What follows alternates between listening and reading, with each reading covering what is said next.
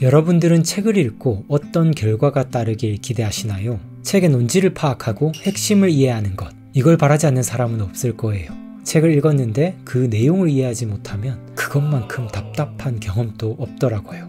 그래서 우리는 이해하겠다라는 생각을 가지고 책을 읽어나가는 경우가 종종 있습니다. 그런데 여러분, 이해라는 목표를 가지고 읽을 때 오히려 독서의 장기적인 능률이 떨어질 수 있습니다. 엄청 아이러니한 일이죠. 독서는 책 속의 내용을 이해하기 위해서 읽는 것인데 그 이해라는 걸 더 신경 쓰면 쓸수록 독서의 지속이 힘들어진다니 약간 말이 안 되는 것 같잖아요. 인간의 동기, 행동을 추동하는 이유에 대해 연구한 책이 있었어요. 드라이브라는 책인데요. 책 속에서 인간의 동기에 대해서 잘 보여줍니다. 보통 우리는 무언가 의욕을 느껴서 활동을 하고 보상을 받죠. 의욕, 활동, 보상. 이 과정이 순환고리를 형성합니다. 그런데 동기 연구가들이 연구를 해보니 보상에 초점을 맞추면 맞출수록 활동의 몰입도는 떨어진다는 것입니다. 당연히 활동의 몰입도가 떨어지면 보상 또한 떨어지게 되겠죠. 아이러니하게도 보상을 신경 쓰면 쓸수록 보상이 줄어드는 일이 벌어지는 거예요.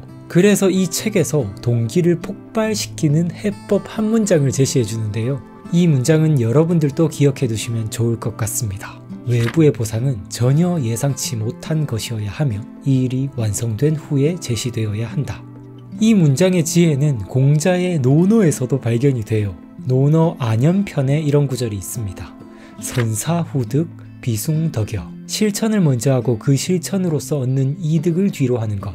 그것이 덕을 높이는 일이 아니고 무엇이겠는가. 2500년 전의 지혜가 현대의 연구 결과와 일치한다는 게 정말 신기하지 않나요? 이걸 현대 심리학 용어로 바꿔보자면요, 내재적 동기와 외재적 동기라고 표현을 해볼 수가 있어요. 활동 자체를 목적으로 삼는 사람은 내재적 동기가 강한 사람이고요, 뒤에 있는 보상을 목적으로 삼는 사람은 외재적 동기가 강한 사람입니다. 공자는 이 활동에 초점을 맞추는 내재적 동기가 강한 사람을 덕 있는 사람이다 라고 이렇게 인식을 했던 것 같습니다. 그리고 우리가 독서를 할 때도요, 이 내재적 동기를 강화할 필요가 있습니다. 자, 아주 쉬운 문제를 내볼게요. 책 읽기를 좋아하는 사람이 있고요, 책을 읽어 똑똑해지고 싶어하는 사람이 있습니다. 이 둘 중 어떤 사람이 내재적 동기가 높을까요? 당연히 책 읽기를 좋아하는 사람이죠. 이런 사람은 그냥 즐겁게 독서를 하는데 똑똑함을 자연스럽게 얻어요. 반대로 책을 읽어서 똑똑해지고 싶어하는 사람은요, 꾸역꾸역 독서를 해서 겨우겨우 똑똑함을 얻습니다.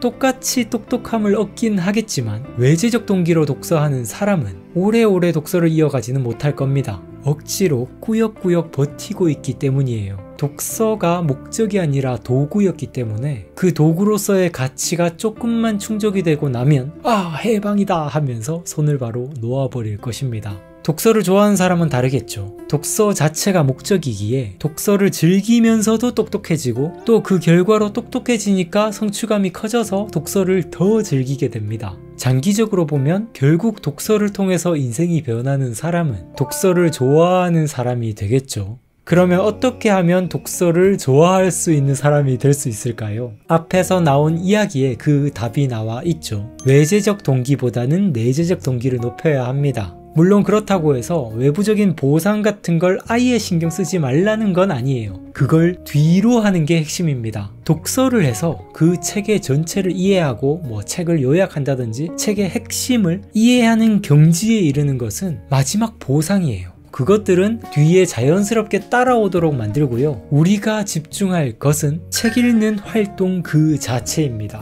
독서는 뭐죠? 저자가 펼쳐놓은 다양한 생각들의 모음집을 하나씩 하나씩 깨닫는 과정입니다. 우리가 집중할 것은 그 다양한 생각들 중에서 단 하나의 생각에 집중을 해야 되는 거예요. 제가 예전에 자료화 독서법 영상을 올려드린 적이 있었는데요, 제가 그 독서법에서 강조해 드렸던 바가 어떤 깨달음을 주는 한 가지 대목이 있으면 밑줄도 긋고 그 대목을 내 노트에 발췌하고 내 생각도 추가하면서 지식 노트를 만드는 거예요. 이 지식노트 하나를 만드는 과정이 독서의 몰입도를 엄청나게 높여줍니다. 많은 분들이 독서활동이라고 딱 생각을 하면 그냥 책을 읽는다 라고만 생각을 하세요. 하지만 이건 가장 기초적인 수준의 독서 활동이고요. 더 몰입해서 독서를 하려면 더 다양하게 독서활동의 질을 높여줄 필요가 있겠죠. 그래서 자기만의 노트를 만드는 과정을 추가하는 게 중요한 거예요. 그리고 이렇게 자기만의 노트를 만드는 독서를 하다 보면 정말 시간 가는 줄 모릅니다. 독서 그 자체에 몰입하게 돼요. 발췌를 하는 과정에서 저자의 생각에 더 집중하게 되고 내 생각을 기록해보면서 그 저자의 생각에서 나의 생각으로 뻗어나가게 됩니다.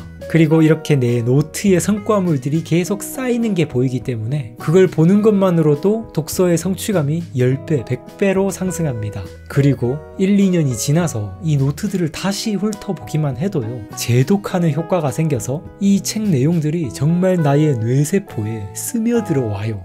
그런데 이런 독서법을 또 시행을 하다가도요, 많은 분들이 다시 과거로 돌아가는 경향이 많습니다. 왜냐하면 기록을 하다 보니까 시간이 오래 걸리거든요. 그리고 그냥 읽기만 하면 너무 편한데 직접 기록하는 건 조금 고통스러운 과정이기도 합니다. 한편으로 이런 생각도 하죠.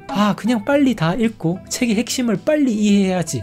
원래의 그 외재적 동기의 패턴으로 돌아가게 돼요. 근데 그런 생각이 오히려 독서의 몰입을 방해한다는 사실을 우리는 받아들일 필요가 있습니다. 결과론적으로 보면 그렇게 조급함을 가지고 빨리 가려고 하면 할수록 아무것도 남는 게 없게 되는 거예요. 내재적 동기가 강한 독서에 집중을 해보셨으면 좋겠습니다. 그러려면 책이 주는 어떤 보상에 집중을 하기보다는 그 보상을 뒤로 해버리고 독서의 몰입도를 높여야 해요. 그러면 여러분들도 독서 자체를 그저 사랑하는 사람이 되어서 나중에는 독서의 동기 자체가 불필요한 사람이 될 것입니다. 자신의 내면으로부터 독서에 대한 사랑이 흘러넘쳐서 다른 사람들에게 독서의 기쁨을 전해줄 수 있는 사람으로 바뀌게 될 거예요.